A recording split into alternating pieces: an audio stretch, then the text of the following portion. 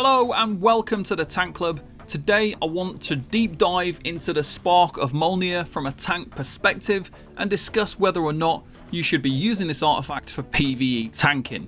In this video I'll give you my thoughts and perspective as a tank from doing mutated expeditions. I'll welcome all comments below if you think I have missed something.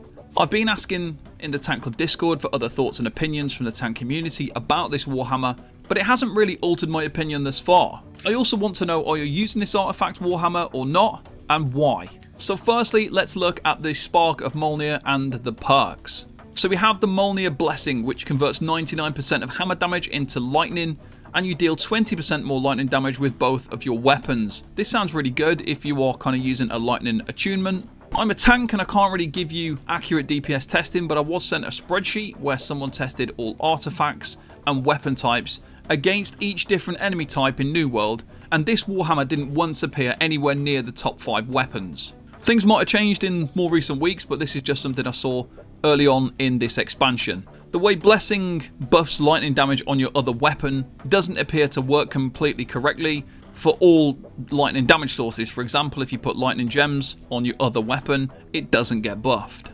Next we have the Spark perk, which makes Mighty Gavel cause a 30% weaken for 7 seconds. Mighty Gavel has a base cooldown of 20 seconds, so it's one of the longer cooldowns that you will see on a Warhammer ability. Many people are confused with this perk because on the PTR it was 50%.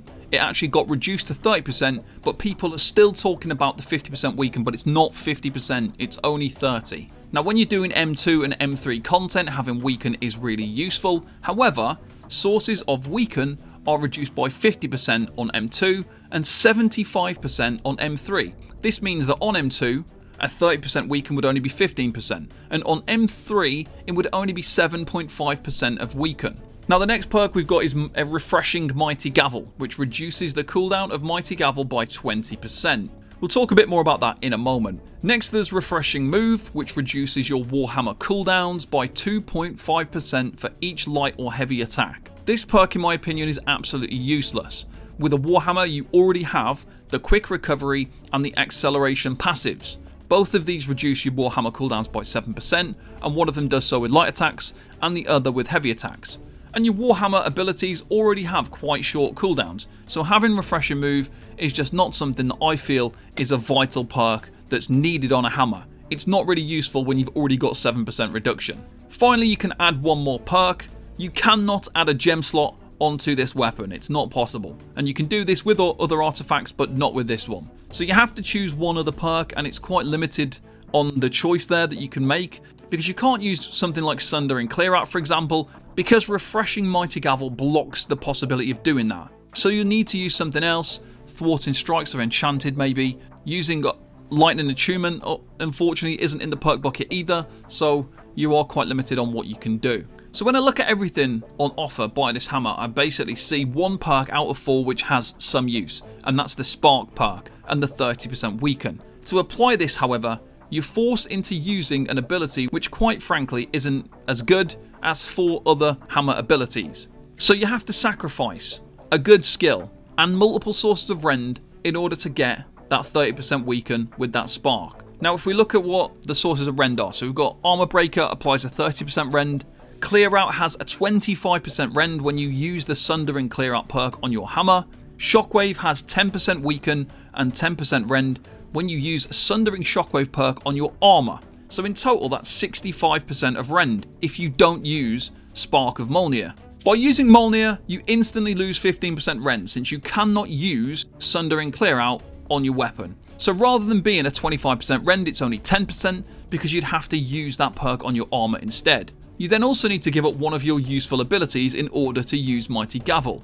You might as well drop Clear Out at this point since it's now the weakest skill you have, meaning you've lost the whole 25% rend to gain a 30% weaken. Plus, you lose the crowd control and the group buff of 20% fortify on top of that.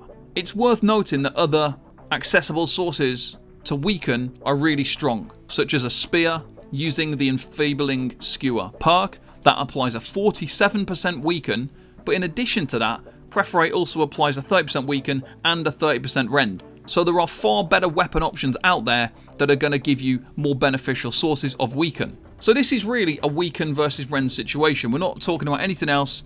That's what it is. Weaken is applied to an enemy and reduces their outgoing damage. Rend is applied to an enemy and increases the damage they receive. So when you look at damage reduction sources that are in New World, there are multiple ways to reduce incoming damage, including shield wards, protection amulets, ward potions, oak flesh balm, gemstone dust, incense. You've also got your gear, your perks, resistances and damage absorption, gems, fortify, additional reduction buffs, things like Defender's Resolve. All of these are alongside weaken, which is an addition to all of those things. Now, increasing group DPS and buffing damage, however, there are much less ways to do it. But a lot of New World's damage arrives from gear, weapons, and perk selections. On top of that, you have obviously coatings, honing stones, weapon gems, housing trophies alongside rend. In my opinion, the focus is much more useful focused into rend rather than weaken if you have to pick one or the other. It's good to have both, but if you have to choose between one or the other, I'm always going to pick rend every day. Rend means enemies are taking more damage. This means they die faster, fights are shorter, you don't need to spend as long time trying to survive or play mechanics, and it's far more beneficial to end a fight faster rather than prioritize weaken instead, which means enemies will do less damage, but fights are longer, people need to concentrate for longer, you have to survive and sustain for much longer periods of time, and healers need to keep healing for longer, especially if that 30% weaken is nerfed down to 7.5%.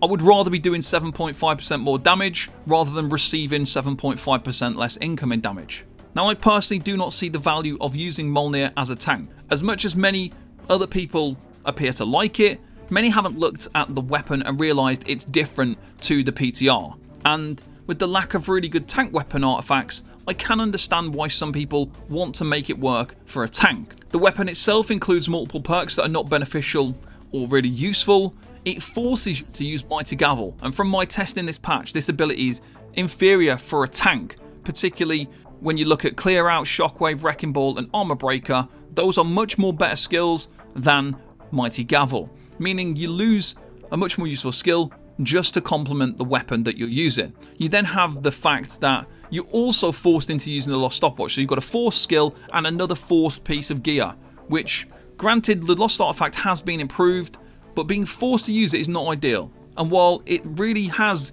been improved a lot to increase your threat, it's at a cost, so you'll not be able to use protection amulets and you'll be receiving more damage when doing so. So can you use it? Well, absolutely yes you can. You can use the Spark of Mjölnir for a tank. The question is, should you use it? And I think you'd be much better off with a regular Warhammer with the Sundering Clear Out perk, helping to make fights end quicker and making use of more beneficial Warhammer abilities rather than using Mighty Gavel, making use of better crowd control and better debuffs than what you get on offer from Mighty Gavel and from this weapon. Thank you very much to all of our Patreon subscribers and YouTube members for your support. Thank you everyone for watching, and I'll see you next time. Bye bye for now.